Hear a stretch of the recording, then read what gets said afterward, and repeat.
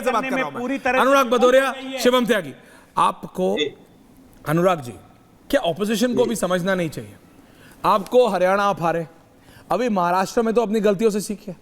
महाराष्ट्र में पुत्र वशिष्ठ शिष्य है, शिष्य के पास देवेंद्र फडणवीस जैसा स्ट्रैटेजिस्ट है, पुत्र के पास क्या है? शरद पवार साहब, जिनके पास अपनी पार्टी नहीं है। मैं समझा नहीं आप किसकी बात कर रहे हो? पुत्र तो वहां पे सेना में भी है, एनसीपी में भी है, किसकी बात कर रहे हैं आप? बीजेपी में भी है, किसकी बात कर रहे हैं? अनुराग हो रही है, जरा इसका थोड़ा क्लियर हो जाए तो अच्छी बात है। अभी तक जिनके पुत्र हैं वो राजनीति में हैं। हाँ। तो नहीं, पुत्र तो बहुतों के हैं और पुत्रों के होने से कोई खराब नहीं, लेकिन मैं बात एकनाथ शिंदे और उद्धव ठाकरे की कर रहा हूं, लेकिन आपकी आदत है आप हर चीज। हाँ बोलिए। नहीं, सवाल है इससे साफ पता चल रहा है कि भारतीय जनता पार्टी की जो माने परेशानी, हार की जो परेशानी है, बौखलाहट है, वो सीख के बाहर आ रही है। अरे भाई, एक चुनाव क्या जीते, वोट परसेंटेज फिर भी वहां इंडिया गठबंधन का ज्यादा था, ठीक है, ज्यादा सीटें आ गई, इतने उत्साहित हो गए। महाराष्ट्र आप नहीं हुए थे 24 में जब आपकी आई थी? अरे भाई, हम तो जीतते हैं, फिर जीतेंगे और 10 की 10 सीटें जीतेंगे। 9 सीट पे चुनाव हो रहा है। हाँ। 1 सीट पे चुनाव 9 में हो रहा है, करवाएंगे। सुन लीजिए, वो भी करवाएंगे। डर भले उनको लग रहा है। अभी सुना है कि वो जो पिटीशन जिसने पिटीशन डाली थी गोरखनाथ बाबा जी ने, वो अब वापस ले रहे हैं।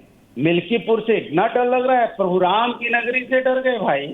प्रभु राम का आशीर्वाद हमारे साथ है और रहेगा, पहले भी था, अब भी है, आगे भी रहेगा। प्रभु राम का आशीर्वाद रहेगा, जनता का आशीर्वाद रहेगा। आपके साथ तो कोई आशीर्वाद नहीं है, कोरी हंसी है ही। अब ही करने से तो काम चलेगा नहीं। इसको खिसियानी वाली हंसी बोलते हैं, इसको बोलते हैं खिसियाना।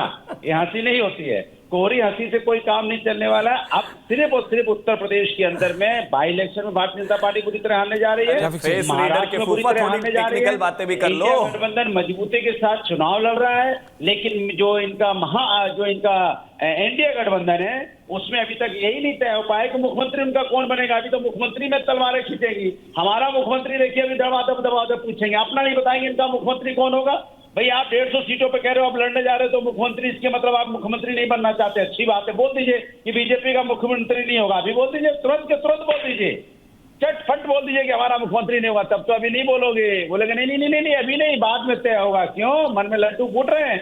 तो इसलिए आप समझ लीजिए, जनता सब समझ रही है कि वहां पे जो इंडिया गठबंधन में एनसीपी भी मुख्यमंत्री बनना चाहती है, शिवसेना शिंदे गुट भी मुख्यमंत्री बनना चाहता है और बीजेपी भी मुख्यमंत्री बनना चाहती है। तो वहां तो मुख्यमंत्री का झगड़ा भी बहुत बड़ा है। लेकिन जो हमारा इंडिया गठबंधन है वो मजबूत है, वहां कोई झगड़ा नहीं है। इनका बहुत मजबूत है, जनता के मुद्दे पर लड़ने जा रहे हैं। कैसे? एक बात और, दूसरी दीपक दादा, बहुत इंटरेस्टिंग है दीपक दादा, बोलिए। नहीं, एक सेकेंड और मजेदार बात तो ये होगी, अभी आपने देखा होगा कि जब बीजेपी के प्रवक्ता कह रहे थे, आरजेडी के प्रवक्ता जब बोल रहे थे, तब आपने सुना होगा।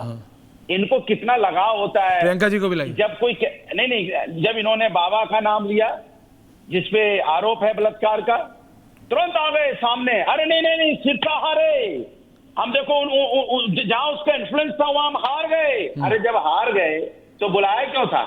पेरोल क्यों दे रहे थे? पेरोल भाई? जब हारना ही था तो पेरोल क्यों दे रहे थे? इसके मतलब मंशा क्या थी, जनता को बता के जाइए। सवाल ये नहीं है, सवाल ये है कि आप जनता के मुद्दों पे चुनाव नहीं लड़ते हो। ओके, हमने देखिए सवाल ये है, पहले भी बोला था, ये मेरे को बहुत अच्छा लगा सुन के दीपक दादा। शिवम जी आ रहा हूं, काउंटर कीजिए। नहीं, सुन लिया अनुराग जी, मेरे को बहुत अच्छा लगा दीपक दादा ये बोलते हुए कि अनुराग भदौरिया, जिनसे पूरे 24 के इलेक्शन में हर दिन पता नहीं 900 मतलब 700 800 900 बार मैंने पूछा होगा कि आपके नेता कौन, वो कहते हैं ऐश्वर्या चुटकी में डिसाइड कर लेंगे, चुटकी में। आज वो पूछ रहे हैं कि तुम्हारा नेता कौन। बहुत अच्छा लगा मुझे सुन के, एटलीस्ट नहीं, बहुत अच्छा लगा मुझे कि एटलीस्ट आप ये पूछ रहे हैं बीजेपी से, तुम्हारा नेता कौन। क्योंकि जब हम आपसे पूछते, दीपक दादा की लाइट चली गई, ठीक करो। क्योंकि जब हम आपसे पूछते थे कि विपक्ष का नेता कौन, तो आप कहते थे ऐश्वर्या तुम्हें कुछ पता नहीं है, तुम्हारे बस का नहीं है, चुटकी में हम नेता डिसाइड करेंगे, चुटकी में। तो अभी चुटकी में चिपकाओ टाइप सिचुएशन नहीं है गुरु, समझ रहे हो आप? इनसे पूछो, नहीं नहीं, इनको पूछो, अभी पूछो, इनसे पूछो, अरे इनसे पूछो, क्या पूछो? अभी पता है इलेक्शन हो रहा है बॉम्बे, देखिए दीपक दादा, शिवम जी आ रहा हूं, कितनी देंगे, शिवम जी आ रहा नहीं, हूं, अपना दल दीपक को दादा कितनी एडमी, देंगे? Thank you very Rajbhar much. को कितनी महाराष्ट्र में देंगे? देखिए पूछो ना। ये एक रियलिटी Yes, है sir. कि बीजेपी ने सारे विपक्ष के आधे ज्यादा नेता तो अपने साथ मिला लिए। अशोक चव्हाण, अजीत पवार, एकनाथ शिंदे, मतलब और दो चार नाम आप ले सकते हैं। तो ऑपोजिशन तो बचा, मतलब बहुत, आप समझ रहे हैं, जो स्टेट लीडर, इसका खामियाजा कहीं बीजेपी को तो नहीं भुगतना पड़ेगा, क्योंकि एक फैक्शन है जो ये सोचता है कि ये जो इधर उधर से मिला के जो पूरी खिचड़ी तैयार की थी राहुल गांधी, उद्धव ठाकरे को सीएम बनने से रोकने के लिए, ये कहीं उल्टा तो नहीं पड़ जाएगा, ये कहीं बैकफायर तो नहीं कर जाएगा। दीपक चौरासिया विद ग्राफिक्स। मैं बिल्कुल मानता हूं ऐश्वर्या, भारतीय जनता पार्टी के लिए ये एक बड़ी चुनौती है, क्योंकि उनका सबसे ज्यादा अननेचुरल अलायंस अजीत पवार के साथ है। अजीत पवार अभी भी इस गठबंधन के अंदर बने हुए हैं, और अजीत पवार के साथ सबसे बड़ी दिक्कत यह है कि दशकों से कांग्रेस का, बीजेपी का जो कार्यकर्ता है, अजीत पवार के कार्यकर्ता से जमीनी स्तर पर सीधा मुकाबला करते हुए आया है। इसीलिए दबे छुपे शब्दों में आपको बीजेपी का कैडर खुलकर ये कहता, आपको ये बीजेपी का कैडर कहता हुआ मिल जाएगा। कुछ नेता भी दबे छुपे हुए शब्दों में कहते हुए मिल जाएंगे। आरएसएस के कई नेता कहते मिल जाएंगे कि अजीत पवार का साथ होने का घाटा भी हमको हो सकता है। लेकिन हाँ, ये एक चुनौती है, बीजेपी इसको चुनाव के वक्त किस तरीके से हैंडल करती है, क्योंकि विधानसभा सीटों में हार जीत का स्तर बहुत कम वोटों से डिसाइड होता है। तो ये देखना बेहद महत्वपूर्ण होगा। मैं निसंदेह मानूंगा ऐश्वर्या कि बीजेपी के लिए ये चुनौती है, अजीत पवार प्लस बीजेपी के अलायंस को जनता की नजरों में एक्सेप्टेबल बनाना। शिवम त्यागी जी, देखिए आसान नहीं होने वाला है। हरियाणा भी आसान नहीं था, बट यू ट्राई। बीजेपी ने ऑपोजिशन को जवाब दिया। ऑपोजिशन रीकिंडल कर रहा है, वो अपने आप को री इन्वेंट कर रहा है, only me with the graphics ऐसा। लेकिन एक कैरेक्टर जो महाराष्ट्र के इलेक्शन में अचानक बहुत ज्यादा महत्वपूर्ण हो गया है, और वो कोई पॉलिटिकल कैरेक्टर नहीं है, वो है लॉरेंस बिश्नोई का कैरेक्टर। ये गैंगस्टर जो कि अहमदाबाद की जेल में है, शिवम त्यागी जी, जेल से पाकिस्तान के गैंगस्टर से बात कर रहा था, इंटरव्यू दे रहा था जर्नलिस्ट को। कनाडा में शूटर्स से बात कर रहा था।